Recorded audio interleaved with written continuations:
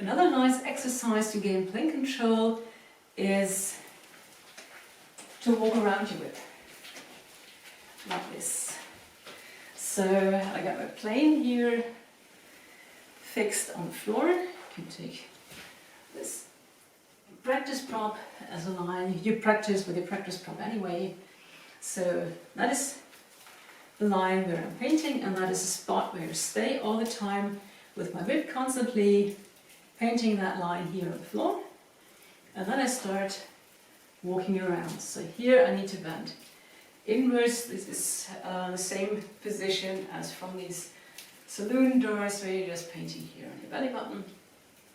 I'm just constantly here. Oh wait, where did I start? I started this way. You can take the whip tail out of the way, not to get tangled. So you're starting here, starting and walk around. Then you have to flip and walk around to that point. And there again is one point where you need to flip and flip and just walk around. If I'm spinning here towards the peace lily, as I just did, and on the home side of the arm here, and I start walking towards the peace lily, I will always spin on the home side.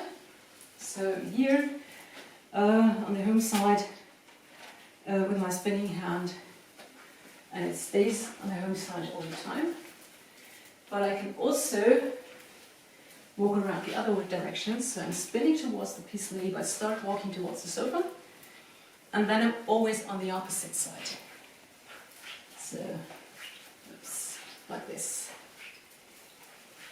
And again, you have, when you're here at these corners, you have to switch between inside and outside your arm, like with the saloon doors.